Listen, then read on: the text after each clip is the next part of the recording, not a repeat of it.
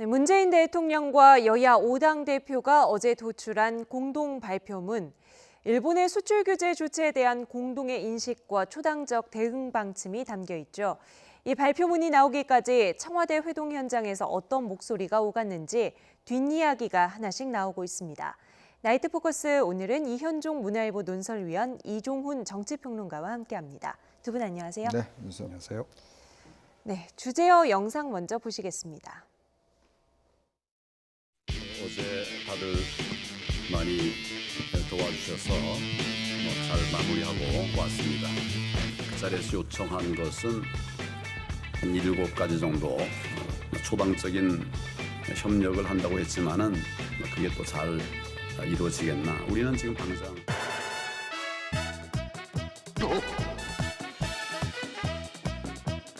지금 8월 말에 한일 군사정보보호협정을 갱신하게 되는데 아니 안보상 신뢰가 없는 나라인데 어떻게 군사정보를 서로 교류하고 보호합니까? 이 부분을 어제 이제 야당 심상정 대표가 제가 이렇게 강력하게 주장했습니다만 이 부분에 대해서 이제 황교안 대표 신중히 넘어가지 마시고 황교안 대표만 반대하시죠. 그러니까 이 문안만 그렇죠. 이 문안만 봐갖고는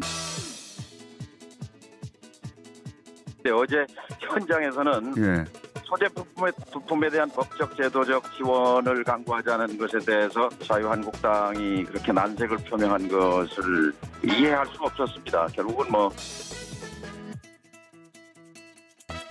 저녁을 같이 하시면 어떻겠습니까? 일정이 있어서 저는 참석 못하겠습니다. 그래서 깨졌습니다. 정치는 통 크게 해야 합니다.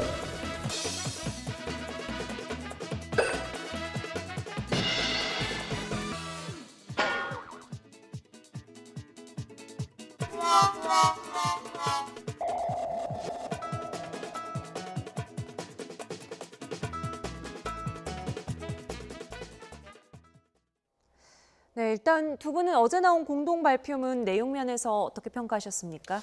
저는 굉장히 부족하다고 봅니다. 1년 4개월 만에 일단 여야 대표와 대통령이 만난 거 아니겠습니까? 네. 거기다 지금은 일본의 수출 규제로 해서 국가적 위기 상황에 만난 것인데 뭔가 국가적 지도자들이 만나면 정말 국민을 좀 안심시켜줘야 될 그런 어떤 합의들이 나와 있어야 됐었고 더군다나 아베 신조 일본 총리가 어제 회동을 보고 정말 한국이 똘똘 뭉쳤구나. 라는 인상을 분명히 줘야 되지 않겠습니까? 네. 저는 아마 어제 일본의 고노 회상이 우리 대사를 불러서 저는 홀대를 했던 상황을 보면 어제 청와대 회동에 상당히 영향을 미치지도 않았다는 생각이 들어요. 네. 결국 우리 정치권이 대통령과 함께 이렇게 한 힘을 못 모으는 것들. 어제 합의상을 보면 달랑 지금 이 사실상 어떤 면에서 보면 크게 실용성이 없는 그런 내용들이거든요. 그렇다면 그걸 보고 과연 국민들 입장에서 봤을 때 정말 정치권을 안심하고 믿을 수 있겠는가? 또 국민이 안심하고 정부에게 역할을 맡길 수 있겠는가라는 데 대한 의구심이 들었지 않을까라는 생각이 들면서 왜 이런 합의밖에 나오지 못했는지 정말 아쉬움이 많이 남는 그런 회동이었습니다. 예, 이종훈 평론가께서는요? 글쎄요, 전 그래도 그러니까 일단 일본에 대해서 같은 한 목소리를 냈다. 그런 점은 좀 이제 긍정적으로 좀 평가를 하고 싶습니다. 그러니까 남북 정상회담보다 더 성사되기 어려운 남남 정상회담이 일단 성사된 거 아니겠습니까? 문재인 대통령과 황교안 대표 사실 그 사이에 서로 공방을 주고받으면서도 이 회동이 잘 성사가 안 됐는데 일단 그 성사됐다라고 하는 그 의미가 좀 크다라고 저는 생각이 들고요. 그러니까 첫 술에 배 부르랴 이런 얘기가 있지 않습니까?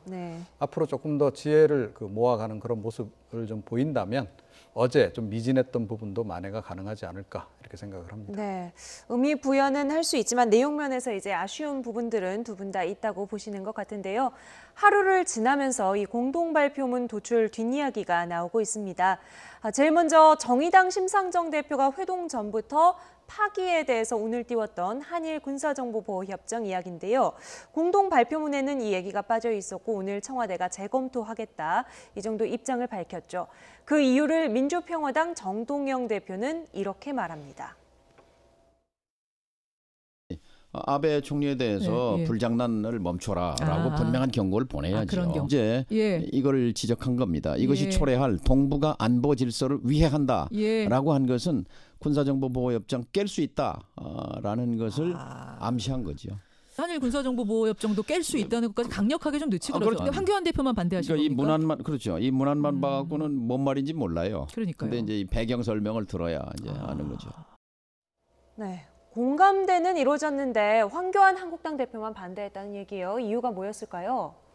그러니까 이제 뭐 사실은 이제 한미 동맹이라든가 또 뭐 한일 간의 그 관계 좋은 관계를 유지하는 것 이 부분에 대해서는 뭐 자유한국당이 집권 시절부터도 계속 이제 신경을 많이 써왔던 부분이기 때문에 그 부분을 이제 계속 좀 이제 그 존중해 나가자 이제 그런 취지가 역시 있었을 것이다. 그리고 한일 그 군사 정보 그 관련한 그 협정이라는 것 자체가 처음에 시작이 된 것이 이명박 정부 시절에 처음 시도가 됐던 거 아닙니까? 그때 2016년에 비공개로 이제 그 2012년이죠. 12년에 비공개로 이제 진행을 하다가 뭐 어떻게 보면 나중에 이제 알려지는 바람에 논란이 굉장히 됐었고 그때 이제 성사가 결국 안 됐습니다만 그 뒤에 이제 그 박근혜 정부 시절에 와서 이게 마무리가 되는 거 아니겠습니까? 일단 그 성사가 됐고 이제 그런 부분에 대한 이제 그 부분도 좀 의식이 됐을 겁니다. 만약에 이거를 파기한다거나 하면 이 본인들이 집권했던 시절에 그 이뤄놓은 성과들을 다 이제 뒤집어야 되는 그런 상황이 될 수 있는 거죠. 그래서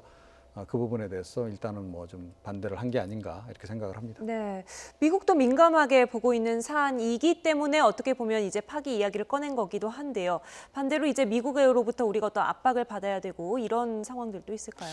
글쎄요, 저는 어제 모임에서 이 지소미아, 즉 한일 군사정보보호협정의 파기 이야기 나온 것 자체가 저는 굉장히 부적절하다고 봅니다.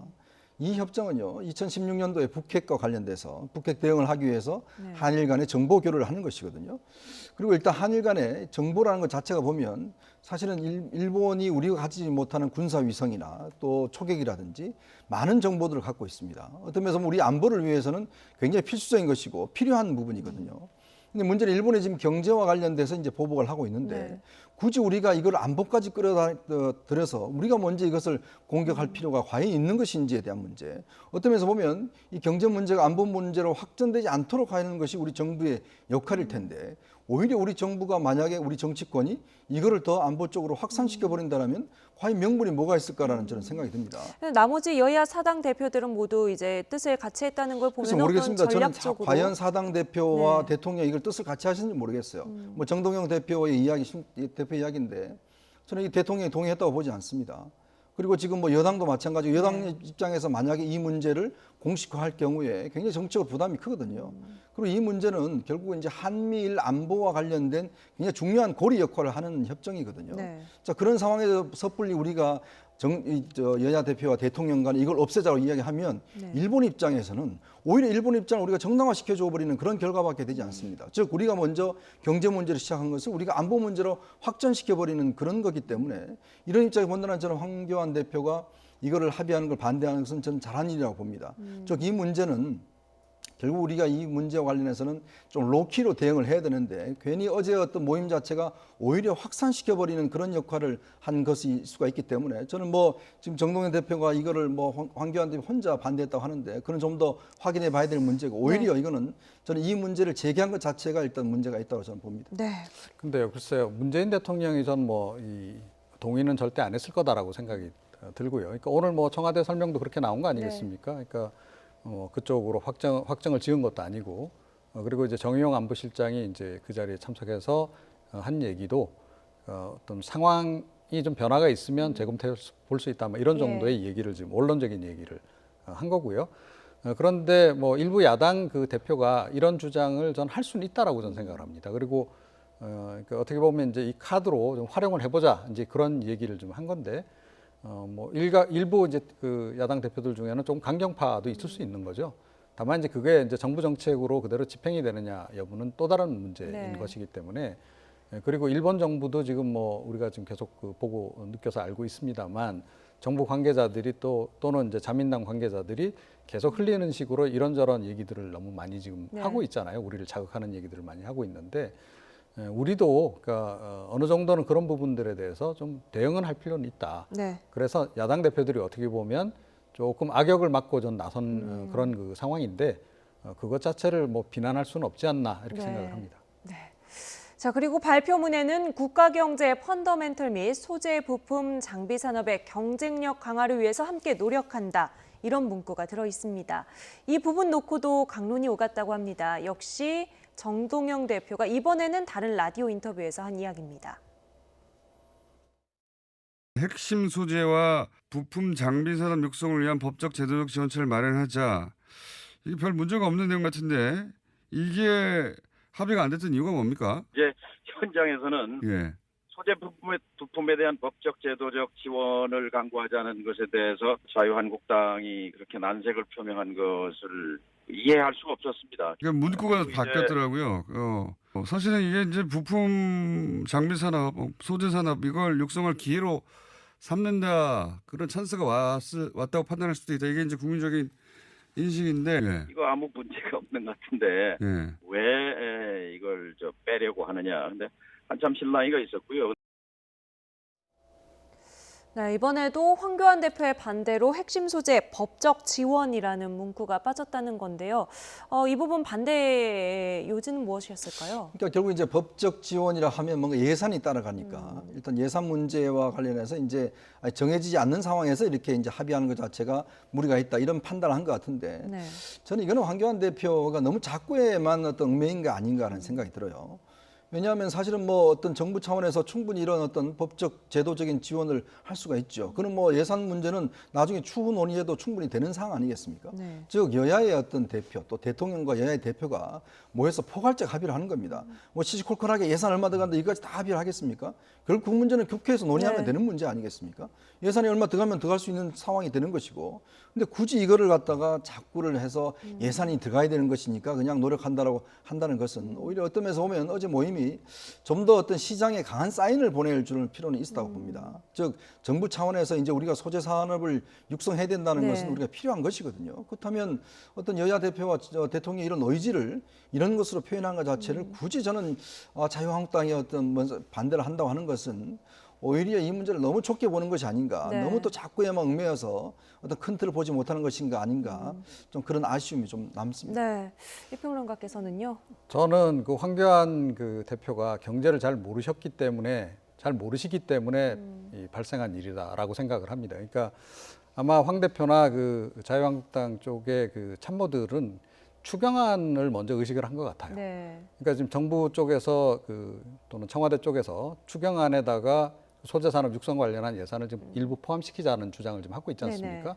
그래서 이거를 이제 만약에 용인을 해주게 되면 어제 이제 그런 식의 문구가 들어가게 네. 되면 결국 추경안을 용인하는 것으로 이게 좀 정치적으로 오인받을 수 있다라는 생각을 한 것 같아요. 그래서 너무 말려들지 않겠다라는 의식이 강해서 네. 이걸 거부를 한 것 같은데 저는 사실 이 대목에서 그 황 대표가 경제를 좀 더 아시는 분이고 하다면 오히려 더 적극적으로 갔어야 되는 거죠. 소재 산업 관련해서 우리가 그동안 뭐 불화수소 생산을이라든가 이런 것, 에칭가스 이런 생산들이 제대로 안 됐던 그런 네. 결정적인 이유가 뭐냐면 환경 논리 때문에 그랬던 거거든요. 네. 환경 관련한 여러 가지 규제, 진보 진영에서 주로 얘기를 네. 많이 했던 그런 것들이 받아들여지면서 사실은 이 산업 관련한 그 업체들이 생산 시설을 확장한다거나 이게 불가능했던 네. 거거든요. 그렇다면 오히려 그 이번 기회에 소재 산업뿐만 아니고 전반적으로 이 산업계의 규제를 좀 확 풀자. 네. 라는 주장을 했다라면 훨씬 보수정당 대표로서 면모가 좀 살지 않았을까. 그리고 보수정당을 지지하는 경영계 쪽에서도 환호를 보내지 않았을까 이런 생각을 좀 합니다. 네, 핵심 소재 지원에 황교안 대표가 내보인 반대표에 대해서는 두 분 다 조금 아쉬운 생각을 가지고 계십니다. 어제 문재인 대통령과 여야 5당 대표의 만찬은 원래 예정돼 있진 않았습니다. 그런데 문 대통령이 제안을 했다고 해요. 무산되는 과정에서도 비슷한 장면이 나왔었던가 본데요. 들어보시죠. 7시쯤 됐을 때 이제 시간이 많이 갔으니 저녁을 같이 하시면 어떻겠습니까? 저는 문 대통령이 정말 열린 자세를 보이는구나. 그때 자유한국당 대표께서 일정이 있어서 저는 참석 못하겠습니다. 그래서 깨졌습니다. 정치는 통 크게 해야 합니다. 네, 황교안 대표가 실제 일정이 있긴 있었던 거죠? 뭐 있었겠죠. 예. 근데 이제 원래 이제 이런 정상 어떤 뭐 영수회담이나 여야 대표회담은 형식이나 내용에 있어서 네. 미리 사무총장들 간에 사전에 합의를 하지 않습니다. 네. 근데 일단 어제 합의된 것은 이제 4시부터 6시까지 회의를 한다. 그다음에 이게 어떤 식사 없이 한다. 예. 이 정도만 이제 합의가 된 거죠. 이제 그런 면에 볼 때는 이제 돌발적인 어떤 이런 상황 변화는 어쩌면 야당 대표 입장에서 보면 좀 내가 대통령한테 말려 들어갈 수 있지 않을까? 네. 막 이런 우려를 한 것 같아요. 더군다나 이제 지금 다른 야당 대표들 같은 경우는 어떤 면에서 보면 1대4의 구조가 되지 않습니까? 예. 뭐 지금 말발이 있으신 지금 정동영 대표나 심상정 대표 앞에서 황교안 대표가 제대로 말을 할 수가 있겠습니까? 네. 아마 그런 것들을 상당히 의식을 해서 자칫하면 이게 어떤 면에서 보면 대통령과 다른 당 대표들이 만드는 이런 프레임에 본인이 이제 들어가는 것이 아닌가 이런 우려가 있기 때문에 아마 이제 거절을 한 것 같은데 네. 저는 오히려 어떤 면에서 보면 좀 더 적극적으로 생각하면 좀 주도했으면 하는 그런 생각들을 네. 필요한 거죠. 왜냐하면 저는 어제 아쉬움이 남는 게 황교안 대표가 이제 한일 관계에 대해서 뭐 대통령한테 이제 특사도 파견해라 뭐 이런 이야기를 하셨다고 이야기를 하는데 그렇다면 제1야당은 이 문제를 어떻게 풀 것인가에 대한 구체적인 대안을 좀 냈으면 하는 아쉬움이 들었어요. 네. 자, 그게 뭐냐면 결국은 1965년도 한일 기본조약에 대한 정신들을 존중해야 된다라든지 또 거기 속에서 문제를 풀어야 된다든지 뭐 이런 구체적인 안들을 네. 제시를 해줘야지. 대통령도 사실 어제 특사 파견에 대해서 아니 지금 아무것도 실무적으로 없는데 특사만 가면 문제가 있지 않냐? 그건 맞는 말씀이거든요. 그렇다면 어떤 면에서 보면 제1야당이 정부를 향해서 대통령을 향해서 안을 제시를 할 때 자, 첫째, 둘째, 셋째 이렇게 자, 하십시오. 라고 제시를 하면 또 그리고 저녁 모임에서도 좀 본인이 주도를 하면 당연히 어떤 면에서 보면 황 대표의 위상이 높아졌을 것인데 물론 아직 저는 그런 준비가 안 돼 있었기 때문에 네. 하는 그런 굉장히 아쉬움이 있고 어떤 면에서 보면 이것을 정말 제1야당의 대표로서 전국을 주도한다라는 느낌을 가질 수 있는 절호의 기회임에도 불구하고 좀 놓친 측면 그것도 솔직히 아쉬운 측면이 있습니다. 네. 어제 뭐 축사 일정이 있었던가 본데 회동이 길어지면서 결과적으로 그 일정 소화를 할 수 없었다고 합니다. 그럴 바에야 간만에 회동 좀 자리를 길게 이어갔으면 하는 정동영 대표의 아쉬움이 나타났었던 것 같은데요. 근데 쭉 보다 보니까 정동영 대표가 지금 각기 다른 라디오 프로그램에 나와서 그리고 또 당 회의에서도 계속해서 황교안 대표 이 이야기를 하나씩 꺼내거든요. 네. 이거 좀 어떻게 봐야 됩니까? 뭐 이제 아무래도 정동영 그 대표가 황교안 대표보다는 확실히 정치력이 좀 있는 거죠. 이런 부분에서. 그러니까 이번 기회에 이제 본인의 존재감도 좀 더 부각시킬 수 있는 그런 기회로 좀 활용을 네. 사실은 좀 하는 게 아닌가 이런 생각이 좀 들고요. 그런데 사실은 이번 그 회동 같은 경우에 황교안 대표가 결단을 내림으로써 해서 성사됐던 그런 측면이 분명히 예. 있잖아요. 1대1 회동을 포기했다는 거죠. 과감하게. 네. 자, 거기까지는 좋았습니다. 자, 그럼 그 다음 단계는 어떻게 했어야 될까? 그러니까 조금 전에 말씀하셨다시피 이게 완전히 그 본인이 주도할 수 있는 판일 수도 있었다라고 저는 생각을 해요.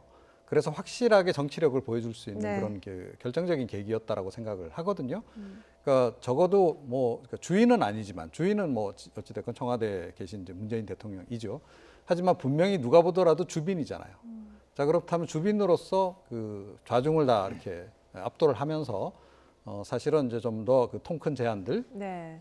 이런 것들을 이제 제시를 하면서 본인이 완전히 이끌어갈 수 있는 그런 그 상황을 만들 수도 있었는데 좀 옹색하게 돼버린 거죠. 결과적으로는 네. 판은 본인이 벌렸는데 정작 그 판에 들어가서 자기는 그냥 반대만 하다가 나온 그런 사람이 돼버렸다는 거예요. 그런 부분 관련해서는 앞으로 자유한국당 쪽에서 황교안 대표 스스로도 그렇지만 네. 참모진들이 전략을 좀 잘 짜야 되겠다 뭐 이런 생각이 좀 듭니다. 네. 저는 정동영 대표의 좀 태도가 문제가 있다는 생각이 드는 게 보통에는 정상들 간에 네. 어떤 야당 대표와 또 대통령과의 만남은 이렇게 시시콜콜하게 공개하는 게 과연 필요한가라는 생각이 들어요. 왜냐하면 이 모임은 국민들한테 자 우리가 하나가 됐습니다. 네. 힘을 모았습니다라는 걸 보여주는 거잖아요. 근데 하루도 안 돼서 자 이렇게 차이 나고 이렇게 이야기하고 이렇게 이야기를 해버리면 앞으로 이런 모임을 어떤 면에서 가지면 제1야당 대표 입장에서 굉장히 부담스럽지 않겠습니까? 네. 나가는 걸 시시콜콜하게 옆에 앉아서 다 왜냐하면 그렇기 때문에 이걸 사실 1대1 회담을 하자고 한 거거든요.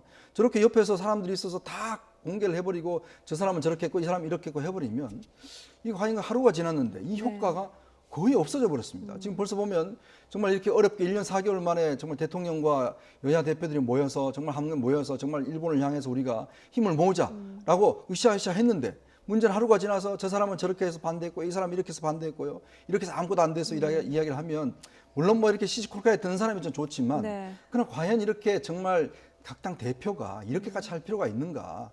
어떤 면에서 보면 좀 차이는 줄이고 공통된 것은 늘리고 이렇게 해서 자 우리 정치권이 이렇게 하니까 국민들 안심하십시오 라고 하는 것이 저는 대권 후보로 출마하셨던 정동영 대표의 올바른 자세가 아닌가 하는 걸 좀 지적드리고 싶습니다. 네. 오늘 이렇게 황교안 대표 어제 회동 분위기에 대해서 좀 점수도 매겨보고 하는 것은 황 대표에게 이번 회동이 제1야당 대표로서 대여 공개 협상 데뷔전이었기 때문이죠. 당내 평가를 들어보겠습니다. 나경원 원내대표입니다. 어제 우리 자유한국당의 황교안 대표님의 정말 통큰 결단과 제안으로 대통령과 여야 5당 대표 회동이 있었습니다. 5당 대표 회동이지만 사실상 나 홀로 야당으로 가셔서 정말 하실 말씀 다 하시고 우리 민심을 잘 대변하시고 국민의 목소리를 잘 전달해 오시고 정말 노력 많이 하셨습니다. 우리 당대표님께 박수 한번 크게 쳐드립니다. 네, 어떻게 보면 역설적으로 정동현 대표가 황교안 대표 이야기를 여러 번 하기도 했으니까요. 제1야당 대표로서의 존재감은 좀 확실히 어제 보여줬다. 이렇게 평가할 수 있겠습니까? 그게 좀 아쉽다는 얘기죠. 그러니까 제가 드리고자 하는 말씀은. 그러니까 정치력이 아직까지는 조금 부족하다라는 게 이제 어제도 좀 다시 한번 확인이 된 게 아닌가 좀 그렇게 좀 생각을 하고요. 그러니까 어제 같은 자리는 본인의 존재감을 조금 더 부각시킬 수 있는 자리였고 또 최근에 리더십 관련해서 당내외에서 지금 약간 우려 섞인 시각도 좀 많이 나오고 있는 상황 아니겠습니까?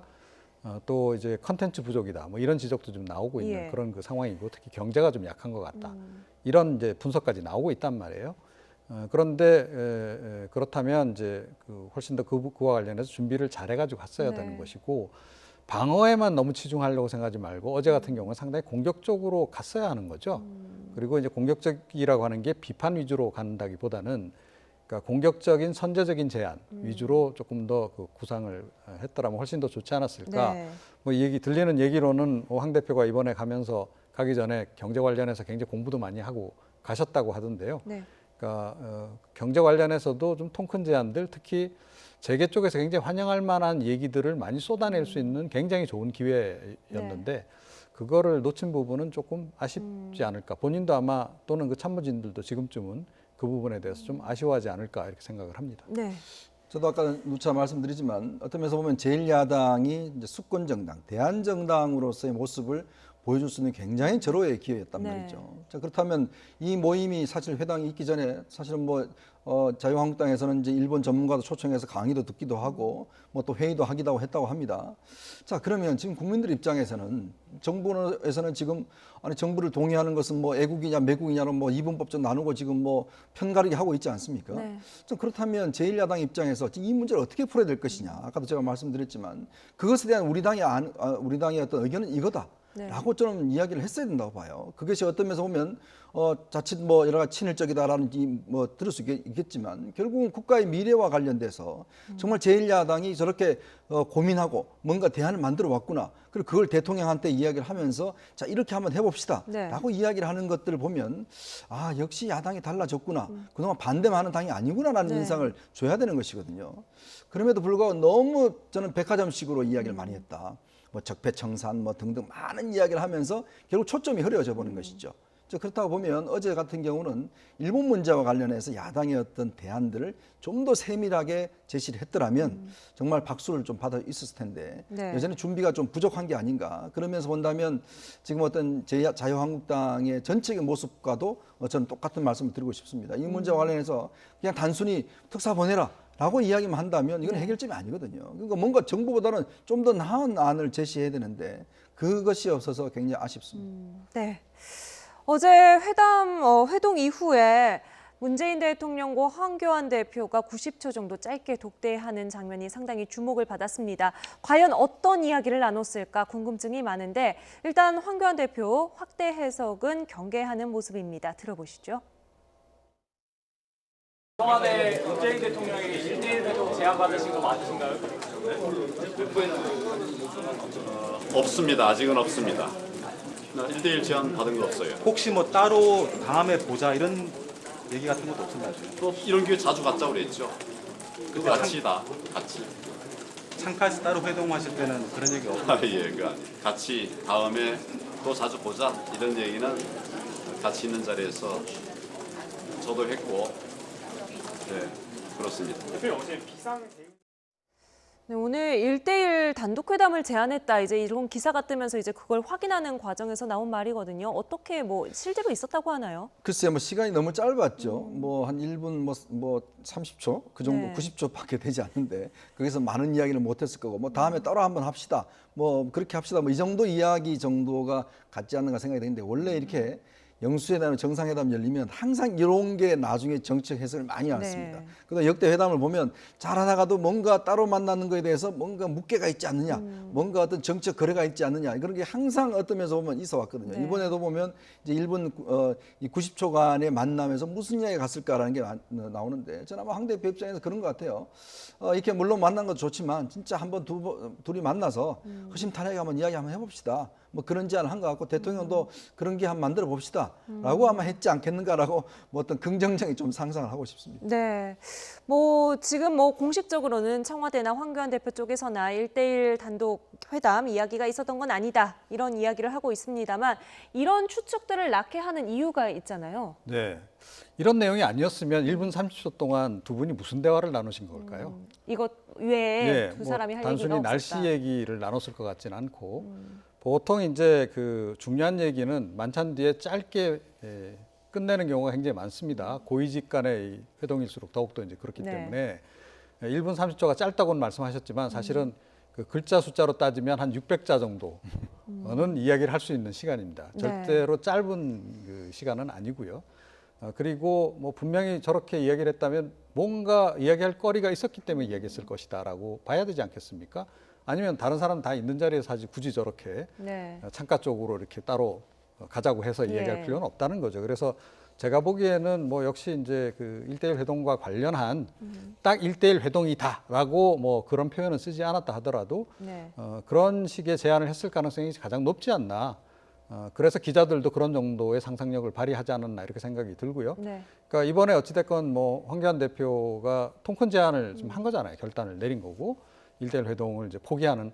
자, 그렇다면 문재인 대통령 입장에서도 당연히 그렇기 때문에 1대1 회동을 다시 제안했을 가능성, 또 제안을 하는 것이 또 마땅하기도 네. 하고, 그래서 저는 뭐 그렇게 억측은 아닐 것이다. 오히려 청와대의 부인에도 불구하고 네. 그렇게 생각합니다. 두 분 다 어느 정도 이런 교감은 있을 것이다라고 생각을 하고 계십니다. 오늘 계속해서 황교안 대표의 반대표 이야기를 들어봤는데요. 그렇다면 황교안 대표는 어제 회동에 대해서 어떻게 평가하고 있는지 직접 들어보겠습니다. 아직도 우리 해야 할 일들이 많구나 이런 생각을 했습니다. 초당적인 협력을 한다고 했지만은 그게 또 잘 이루어지겠나. 우리는 지금 당장 우리 당내에 특위를 만들어서 일본 내 경제 보복에 대한 대응팀들을 가동을 시키려고 합니다. 경제를 살리는 일, 또 안보를 정말 튼튼하게 지키는 일 이런 것들이 다 우리들의 과제라고 생각을 하면서 숙제, 제 마음속으로는 숙제를 좀 많이 받아왔습니다. 네. 초당적 협력을 한다고 했지만 잘 이루어지겠나 이런 묘한 뉘앙스를 남겼습니다. 황교안 대표는 어제 회동 좀 어떻게 바라보고 있는 것으로 보이세요? 글쎄요, 그러니까 큰 기대는 안 하는 것 같다, 뭐 이런 느낌이 좀 들죠. 네. 그런데 사실은 오히려 반대로 좀 말씀을 하셨더라면 훨씬 더 좋지 않았을까 이런 생각이 이번에도, 들어요. 네. 그러니까 그건 아니 뭐 국가적인 차원에서의 그 얘기가 아니고 본인 개인의 어떤 어떤 향후의 어떤 정치 그 행로와 관련해서도 그러니까 과거 같은 경우에 이런 영수회담을 하거나 하면 그러니까 상당히 자기과시적인 그런 네. 어떤 자기적인 해석들을 야당 대표들이 밖에 나와서 많이 합니다. 왜 그러냐면 자, 내가 대통령과 만나서 이렇게 중요한 얘기를 했어. 대통령한테 난 이렇게 존중받는 사람이야. 라고 또 함으로 해가지고 또 약간 정치권 내에서 그 존재감이 좀 커지는 네. 그런 그 측면도 있기 때문에 좀 그래 왔다라는 거죠. 자, 그렇다면 어제 같은 경우에도 예를 들어서 뭐 그 잠깐 창가에서 이야기한 자리에서 1대1 딱 회담이라고 얘기 안 했지만 뭐 자주 봅시다라는 얘기가 정도가 네. 나왔으면 사실은 그 정확하게 정치적인 워딩은 어떻게 나와야 하냐면 나는 1대1 회담으로 이해를 했다라고 이야기를 하시는 게 맞고 네. 어제 그 회담을 통해서 뭐 서로 의견이 다른 바도 있었지만 상당히 또 합의되는 부분도 많이 찾았다.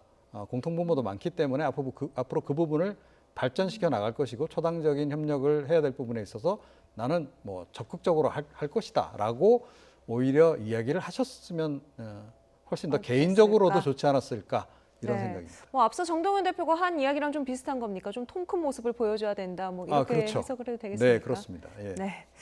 자, 여기까지 어제 회동 이야기를 좀 나눠보도록 하고요. 이번에는 국회로 가보겠습니다. 어렵게 문 열어놓고 허무하게 문 닫는 국회 상황, 주제어 영상으로 먼저 보시죠.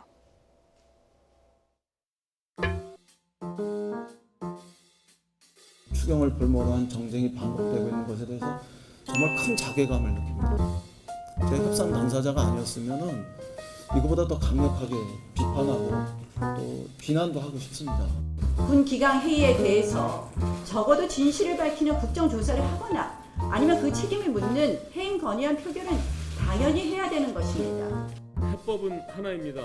국방부 장관 해임 건의안은 여당이 양보해서 국회의 결정에 맡기고 야당은 민생 법안과 추경안 처리에 협조하는 것입니다. 추경안 심사가 물리적으로 오늘 내에 할 수가 없답니다. 본회의는 오늘로써 기한이 끝나기 때문에 연장이 안 됩니다. 다음 주 월요일 11시에 의장님 주재로 3당 원내대표 회동을 갖기로 했습니다. 오늘로써 6월 임시국회 끝났잖아요. 새롭게 좀 논의가 돼야 되지 않겠습니까?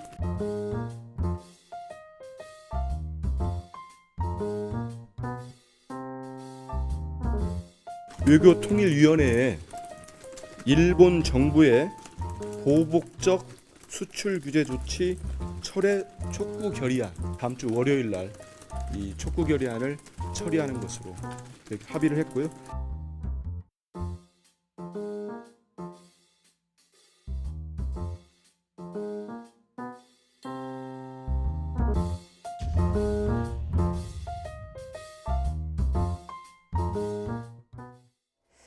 아니 그렇게 어렵게 문을 열어놓고요. 결국 빈손으로 끝나게 됐습니다. 마지막 원내대표 회동의 결론은 뭔가요? 그러니까 결국은 뭐 지금 이제 야당에서 요구하고 있는 정경두 국방부 장관의 해임 결의안 또 이제 국정조사 이걸 뭐 여당에서 못 받겠다라고 하는 것이고 결국 그러면 추경안을 통과시킬 수가 없다. 그리고 일단 주말에 다시 만나서 다시 협의를 하겠다는 그런 것인데요. 저는 이런 우리 국회의 모습을 보면서 정말 일본이 우리 국회 지금 모습을 보면 어떻게 생각할까? 야, 한국은 좀 더 밀어붙여도 되겠다라고 생각하지 않을까라는 생각이 듭니다. 자, 이 국가적 위기 상황에서 우리 국회가 보여주는 모습. 더군다나 저는 이 시시비를 좀 따지자면 지금 일단 더불어민주당이 지금 정경두 국방부 장관 해임 결의안이야 국정조사를 다 받을 수 없다고 하는데 자, 지금 최근에 일련의 사태를 보면 국방에 대한 여러 가지 문제가 노출됐지 않습니까? 그리고 국방부 장관 해임 결의안도 이건 결의안이지 이게 해임하는 안은 아닙니다. 그건 뭐 정부가 알아서 하면 대통령이 알아서 하면 되는 것이거든요. 근데 굳이 이걸 표결을 왜 못하게 하는 것인지 전 납득할 수가 없어요. 그리고 야당 입장에서 보면 이렇게 국방에 어떤 구멍이 뚫렸는데 야당도 그냥 이걸 모르쇠하고 넘어갈 수 있는 게 아니지 않습니까? 그렇다면 여당 입장에서는 추경안이 정말 급하다고 한다면 정말 두 개 중에 하나는 받아둬야 되는 것이 아닌가 그런 생각이 들거든요. 근데 둘 다 안 받겠다 그러면 야당 입장에서는 이거는 어떤 면에서 보면 굴욕 같은 것이죠. 그러면 지금 여당이 저런 식으로 해서 정치를 풀어가는 것 자체가 이 추경안에 얼마나 많은 이야기를 했습니까? 그러면 추경안이 그렇게 급하다고 한다면 저는 이 결의안이나 국정조사 충분히 할 수 있는 거 아니겠습니까? 국정조사 왜 못하겠습니까? 이게 법으로 다 돼 있고 국회의원들이 조사를 하겠다는데 그것까지 하지 말자고 하면 국회가 뭐하러 있겠습니까?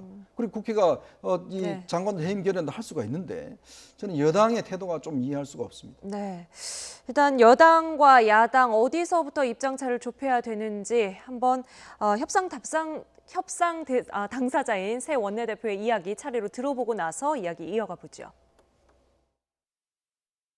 추경을 볼모로 한 정쟁이 반복되고 있는 것에 대해서 정말 큰 자괴감을 느낍니다.